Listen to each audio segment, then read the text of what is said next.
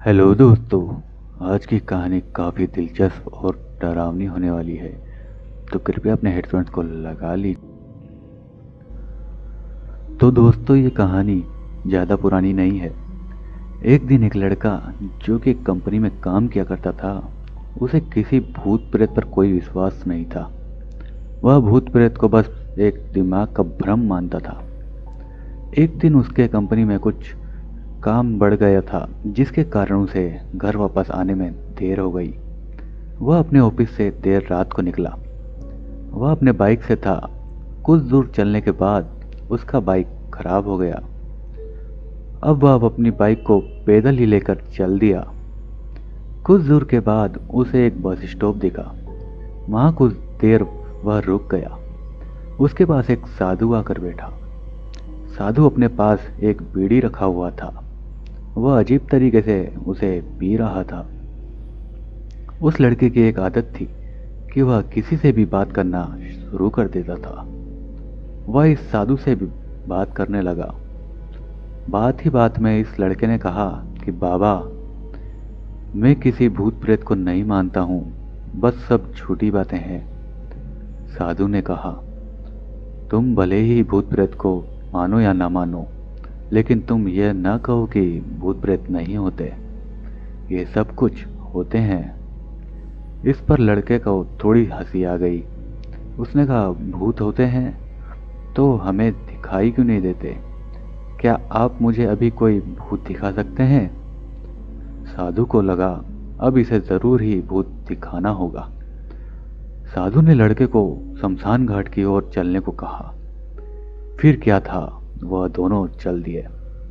रात में उस लड़के को थोड़ा डर लगने लगा। फिर भी वह अपने डर को काबू करके आगे बढ़ता रहा। कुछ देर के बाद वह शमशान घाट पहुंच गए। शमशान घाट में अभी कुछ लाशें जल रही थी।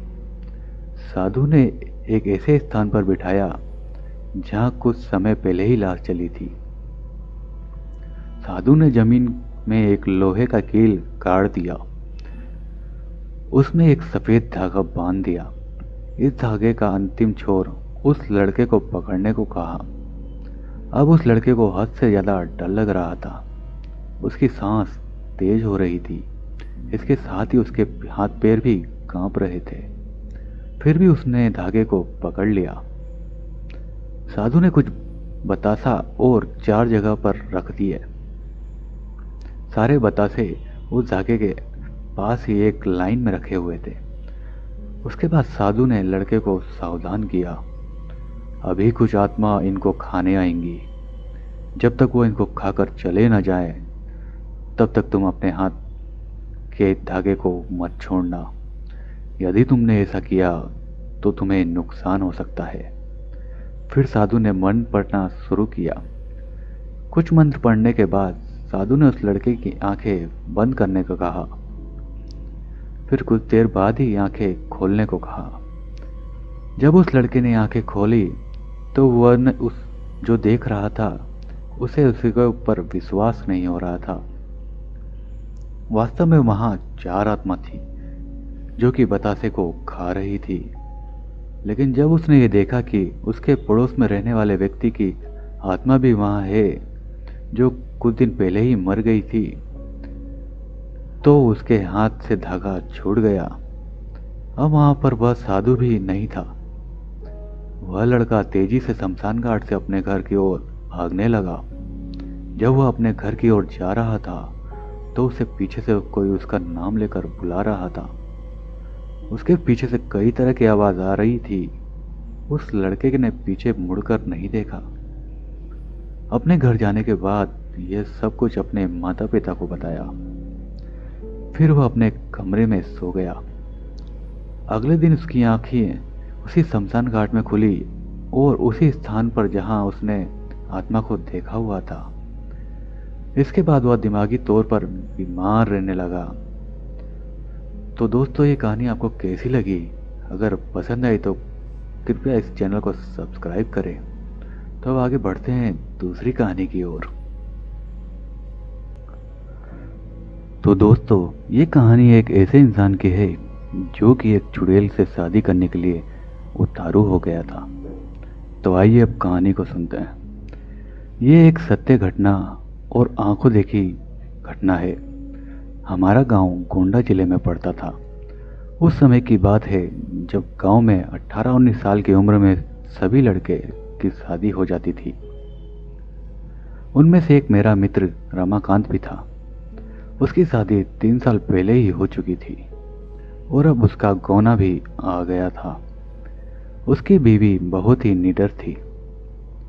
इसको मैं निडर इसलिए बता रहा हूं कि उसकी निडरता एक दिन बहुत भारी पड़ गई थी। 3-4 साल पहले तक गांव की अधिकतर औरतें सुबह सुबह उठकर टॉयलेट के लिए जाती थी, क्योंकि उस समय कहीं टॉयलेट नहीं थे तो वे लोग अक्सर खेतों का ही इस्तेमाल किया करते थे। वो भी जब गांव के पुरुष लोग सो रहे हो तब वो सब टॉयलेट के लिए जाया करती थी। कुछ दिन बीत गए तो अब रमाकांत को एक सुंदर सी बेटी हुई। बेटी अभी 8 महीने की थी। उस समय उसकी बीवी सुबह सुबह अकेले उठकर खेतों में चली गई और अपने सासू माँ को या फिर अपनी जेठानी को भी नहीं जगाया। वह अकेले ही चली गई, क्योंकि वह तो बहुत निडर थी। लेकिन उस समय वह ना तो हाथ में चाकू और ना ही माचिस लिए हुई थी, क्योंकि उस समय ऐसा माना जाता था कि जिस औरत को बच्चा पैदा होता है उसके 1 साल तक उसको घर से बाहर अकेले नहीं जाने दिया जाता, वह भी सुबह सुबह बिना किसी को साथ लिए, क्योंकि उस औरत पे भूत प्रेत इन लोगों का साया नहीं जल्दी पड़ता। लेकिन वह अकेले गई थी तभी वहां बेल का पेड़ लगा था। उस पर एक चुड़ैल घूम रही थी जो इसके साथ नहीं आना चाहती थी, लेकिन फिर भी वह आ गई। जब रमाकांत की औरत खेत से आई तो लोटा फेंक कर पलंग पर बैठकर गाना गाने लगी। बगल में ही खाट पर लेटी हुई उसकी बच्ची और जोर जोर से रोने लगी, लेकिन वह तब गाना गाने में व्यस्त थी, इसलिए उसे सुनाई नहीं दिया। इतना देखकर रमाकांत चिल्लाने लगा कि बेटी को उठाओ, क्या तुम्हें सुनाई नहीं दे रहा? वह रो रही है। फिर भी बीवी ने जवाब नहीं दिया। तब तक रमाकांत की भाभी आ गई थी और वह समझ गई कि यह कौन है और रमाकांत को इशारा किया कि जाओ दादाजी को बुला लाओ। इतना सुनते ही रमाकांत समझ गया कि मेरी बीवी के ऊपर कोई चुड़ैल का साया है। तभी भाभी ने दादाजी का नाम लिया। तब तो रमाकांत पलंग पर बैठकर दादागिरी झाड़ने लगा और बोला कि तुम कौन हो, यहां पर क्यों आई हो, क्या तुम मुझसे शादी करना चाहती हो? इतने में ही सारा गांव मजा लेने के लिए इकट्ठा हो गया।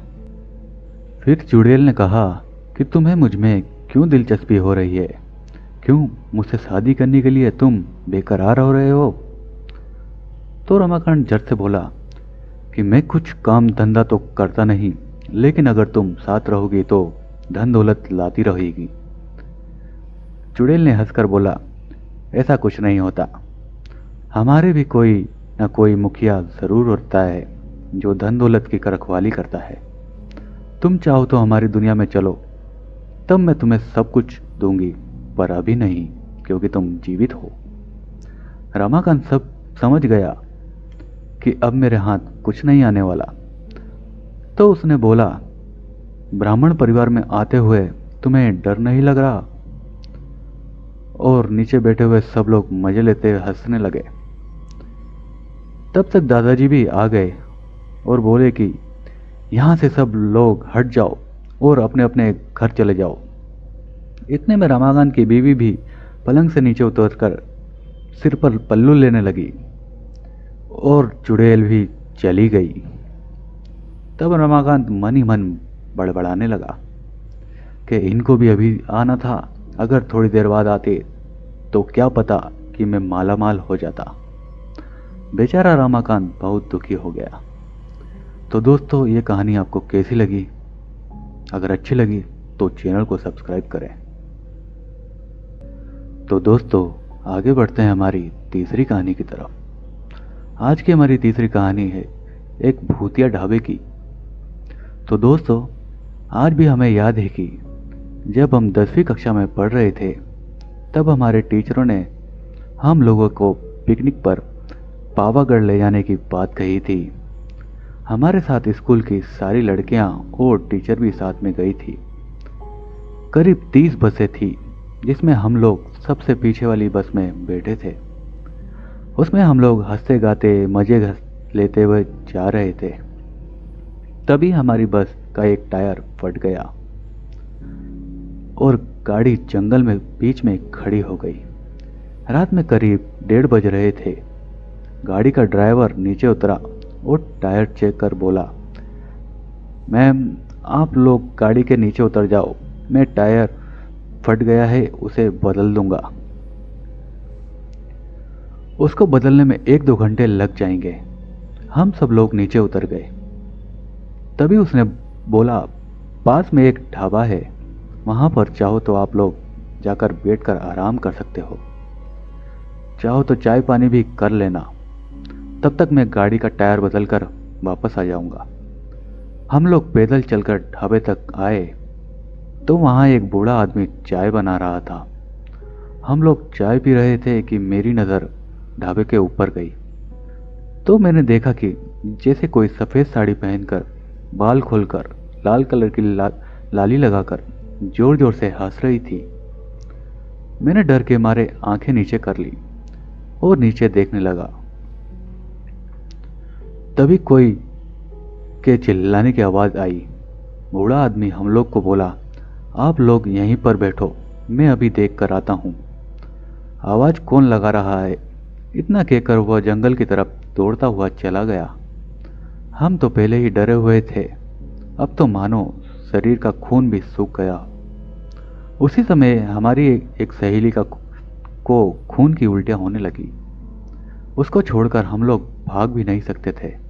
इतने में ही एक टीचर ने बोला, सब लोग आग जलाकर उसके सामने बैठ जाओ और सब लोग एक साथ ही बैठना, याद रहे कि कोई अकेले कहीं इधर उधर न जाए। हम लोगों के दिमाग को मानो किसी ने हथौड़े से पीटकर बंद कर दिया। हमारा दिमाग काम का ही नहीं रहा। अब क्या करें, ऐसे देखते देखते करीब 3 बज गए। तभी वह बूढ़ा आदमी जंगल से वापस आ गया और बोला कि यहाँ पर जो आज आपने आवाज़ सुनी वह भूल जाना, वरना आप लोग पूरी ज़िंदगी रोते रहोगे। इतने में ड्राइवर भी आ गया और हम लोग दौड़कर बस में बैठ गए और अपने अपने मन में मृत्युंजय का मंत्र जाप करने लगे। टीचर ने बोला कि यहाँ पर कोई बातचीत नहीं करेगा जब तक कि सुबह ना हो जाए। हम लोग 1 हफ्ते के बाद पिकनिक से लौटकर जब स्कूल में सबसे मिले तो ये घटना सबको बता दी। आज भी जब हम सुनते हैं कि हमारे बच्चे पिकनिक जा रहे हैं, तब हमें हमारी पुरानी घटना याद आ जाती है कि कैसे हम लोग बच के वापस आए थे। पिकनिक के नाम से हमें आज बहुत ही डर लगता है। भगवान सबकी रक्षा करे। तो दोस्तों, ये कहानी आपको कैसी लगी? अगर पसंद आई तो प्लीज़ चैनल को सब्सक्राइब करें। तो दोस्तों, आइए चलते हैं अब हमारी चौथी कहानी की तरफ। ये कहानी है एक भूतिया स्कूल की। तो दोस्तों, कई साल पहले की बात है। मैं जोधपुर में एक छोटे से गांव में प्राइमरी स्कूल में अध्यापक था। मेरे साथ उसी स्कूल में 5 अध्यापक और भी थे। उन लोगों की शादी हो चुकी थी और उनका अपना अपना परिवार भी था और अभी तक मैं कुंवारा था। सब लोग गांव में मकान भाड़े से लेकर रहते थे और मैं स्कूल के पास ही एक अलग से छोटा सा कमरा बनाकर उसमें रहता था, जिसमें मैं सिर्फ अकेला ही रहता था। स्कूल के चारों ओर खेत और झाड़ियां थी। स्कूल गांव से थोड़ी दूरी पर था। स्कूल में बिजली नहीं थी और मैं अकेले अपने कमरे में लालटेन जलाकर खाना बनाता था और खासकर सो जाता था। तभी मेरे एक दोस्त ने बोला कि आप अपना टाइम कैसे निकालते हो? कल से हम लोग खाना खाने के बाद रात में तुम्हारे पास आएंगे, तुम्हारा भी थोड़ा हंसी मजाक में टाइम पास हो जाएगा। दूसरे दिन स्कूल से छुट्टी होने के बाद जब मैं घर जाकर खाना वाना खा के सोने जा रहा था, तभी मेरे दोस्त रात के करीब 10 बजे मेरे घर पर आ गए और हम लोग बातें करने लगे। थोड़ी रात बीत गई, तभी हमारे एक मित्र ने कहा कि यहाँ पर ना तो बिजली है ना तो टीवी है, हम लोग बैठकर यहाँ पर क्या करेंगे, तो चलो आज हम थोड़ी मस्ती करते हैं। दूसरे मित्र ने बोला, हम अपने साथ ताश के पत्ते लाए हैं, चलो खेलते हैं। और हम लोग धीमी लालटेन को जलाकर उसके सामने बैठकर ताश खेलना चालू कर दिए। थोड़ी देर बाद गर्मी लगने लगी तो हमने सारी खिड़कियां खोल दी तो अच्छी हवा आने लगी और हम लोग ताश खेलने में व्यस्त हो गए। तभी हमारे तीसरे मित्र ने बोला कि हमारे पास बीड़ी और माचिस भी है, बोलो तो बीड़ी सुलगाएं। हम लोगों ने बोला क्यों नहीं। तो हमारे मित्र ने 4 बीड़ी जलाई, सब ने एक एक बीड़ी अपने हाथ में ले ली। तभी एक मित्र ने बोला कि मुझे तो पिलाओ। हमने हंसकर बोला, क्यों मजाक कर रहे हो, अभी तो तुमने बीड़ी अपने हाथ में ली थी। तो उसने बोला, हमको तो दिया ही नहीं, हमको लगा कि यह मजाक कर रहा है। और हमने ये बात हंसी में टाल दी। दूसरे दिन मेरे मित्र लोग मेरे घर फिर से लौट आए और बीड़ी ताश के पत्ते खेलने लगे। ये सिलसिला फिर देर रात तक चलने लगा। तभी मुझे लगा कि खिड़की से कोई लंबा सा हाथ अंदर आया और मेरी बीड़ी लेकर चला गया। तब तो मानो मेरे होश ही उड़ गए, लेकिन उसका चेहरा हमें दिखाई नहीं दे रहा था क्योंकि बाहर अंधेरा था और अंदर धीमी लालटेन जल रही थी। यह घटना 4-5 दिन तक मेरे साथ होती रही। तो मैंने छठे दिन जब सवेरे मेरे मित्र लोग स्कूल में पढ़ने आए, तब मैंने ये बात सबको बताई। सब ने बोला कि मैंने भी सुना है कि स्कूल के अंदर किसी अध्यापक ने किसी कारण वजह जहर खा लिया था और उसके वहीं पर ही मौत हो गई थी। अब उसी की आत्मा आज भी स्कूल के आसपास भटकती रहती है। तो एक दिन एक मित्र ने बोला, आज हम उससे पूछेंगे कि आप कौन हो, क्या पता कोई आदमी ही हो और हमारी तरह वह भी रात में टाइम पास करने आ जाता हो। हमने बोला कि ठीक है। रात में मेरे सारे मित्र मेरे घर पर आ गए। आज तो 5वां आदमी भी खिड़की के अंदर आकर बैठ गया, साथ में ताश खेला और बीड़ी भी पिया। जब खेल खत्म हो गया तो वह खिड़की से बाहर जाने लगा। तभी मैंने आवाज़ दी, काका कल फिर से आओगे? तो उसने कुछ नहीं बोला। इतना सब होने के बाद उसने हमें कोई नुकसान नहीं पहुंचाया था। हमारे एक मित्र ने उसके मुंह पर टॉर्च जलाई। तभी मैंने उसका हाथ पकड़ लिया, लेकिन टॉर्च के सामने हम लोग ने उसका थोड़ा बहुत चेहरा देख लिया था। वह काला काला आदमी था, मटमैली सफ़ेद रंग की धोती और मुंह पर बहुत सारे चेचक के निशान थे। सभी लोग बहुत डर गए। सब ने बोला, चलो गांव वालों को बताते हैं। हमने बोला, नहीं, बच्चों के भविष्य का सवाल है, कोई अपने बच्चों को स्कूल में पढ़ाने के लिए नहीं भेजेगा। तभी एक मित्र ने बोला, चलो कल से जहाँ पर यह जलाया गया था वहाँ पर बीड़ी माचिस ताश के पत्ते रख देते हैं, क्या पता इसको भी इन चीज़ों में दिलचस्पी हो। तो दूसरे दिन हम लोगों ने ऐसा ही किया। तो रात में वह अंदर खेलने नहीं आया। हम लोग ऐसा 4-5 दिन में एक बार करने लगे। एक बार गांव वालों ने देख लिया और पूछा, तो हमने ये सारी बातें उनको बता दी। तभी से आज भी वहाँ पर गांव वाले बीड़ी माचिस अथवा ताश के पत्ते हफ्ते में 1-2 बार जरूर चढ़ाते हैं। और इसी वजह से वो आत्मा किसी को परेशान नहीं करती। तो दोस्तों, आपको ये कहानी कैसी लगी? अगर पसंद आई तो प्लीज़ चैनल को सब्सक्राइब करें। तो दोस्तों, आइए चलते हैं हमारी 5वीं कहानी की तरफ, जिसमें कि कैसे एक शख्स को शैतानी शक्तियों का मजाक उड़ाना भारी पड़ गया। तो दोस्तों, आज मैं आप सभी को एक सत्य घटना के बारे में बताने जा रहा हूँ। मेरे मित्र के पिता लाल सिंह बैंक में एक कर्मचारी थे। वह भूत प्रेत जैसी आत्माओं का बहुत मजाक उड़ाते थे।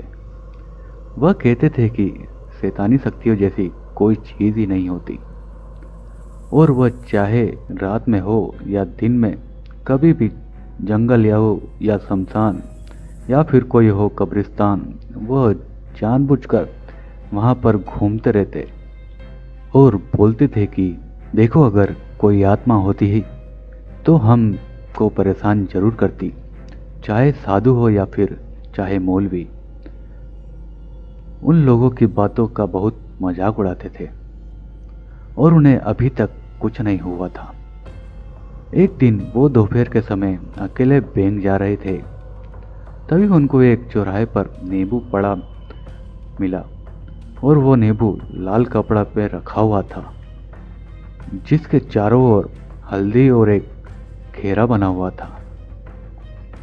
वह सोच में पड़ गई कि ये दोपहर में यहाँ पर यह सब सामान किसने चढ़ाया, और वो मस्ती के मूड में साइकिल के नीचे उतरे और हल्दी से बने हुए घेरे के अंदर नींबू और लाल कपड़ा और मिठाई भी उठा ले गए और साइकिल पर बैठकर हंसते हुए बैंक की ओर चले गए।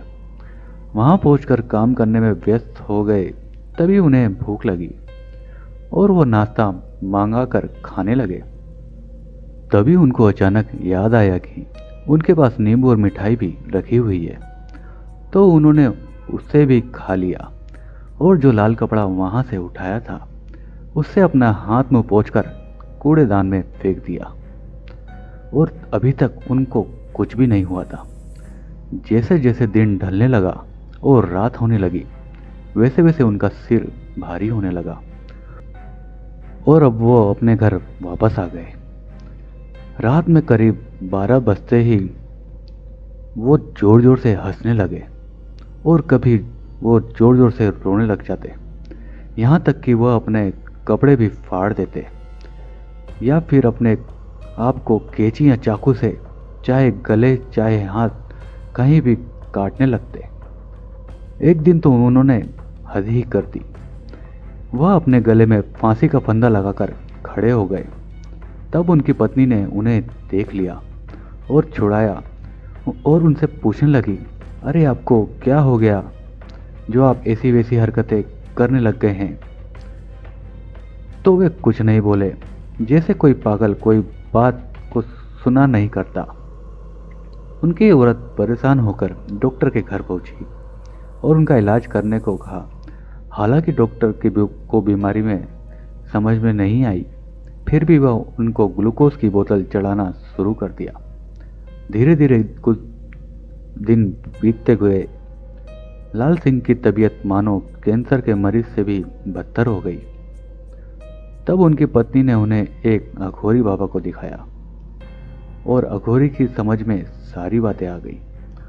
उसने कहा कि इन्होंने 4 रास्ते पर पड़े सामान को उठा लिया था, यह उसी का नतीजा है। लाल सिंह की पत्नी ने पूछा, कैसे?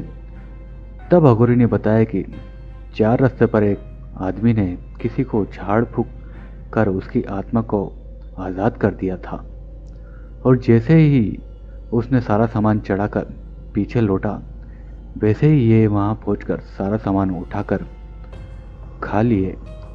तभी आत्मा ने इनको परेशान करना शुरू कर दिया। लाल सिंह की पत्नी रोने लगी और अघोरी का पांव पकड़ लिए। बोली, बाबा अब आपका ही सहारा है। अघोरी बाबा दुखी हो गए और बोले, ठीक है, पहले जाकर कुछ नया सामान खरीद कर लाओ, फिर मैं बताता हूँ क्या करना है। औरत ने पूछा, क्या लाऊं? फिर अघोरी ने बोला, जैसे नींबू, 1.25 किलो मिठाई, 1.25 मीटर लाल कपड़ा और एक फूलों का हार लेकर आओ। ये सब अपने पति के हाथों में झूठा करवा कर हमें दे दो, तब हम देखते हैं कि हमसे क्या हो सकता है। जैसा अघोरी ने बताया, औरत ने वैसा ही किया। अघोरी ने पूजा पाठ संपन्न करने के बाद एक लोटा पानी लाल सिंह के चारों तरफ घुमाकर पी लिया और वहां से चला गया। लाल सिंह दिन प्रतिदिन सही होने लगा और उनको कुछ याद भी नहीं आया, और अब वह एकदम स्वस्थ हो गए हैं और अपने बैंक में फिर से काम करने के लिए शुरू कर दिए हैं। तो दोस्तों, आज की ये कहानी आपको कैसी लगी? अगर आपको कहानी पसंद आती है तो चैनल को प्लीज़ सब्सक्राइब करें।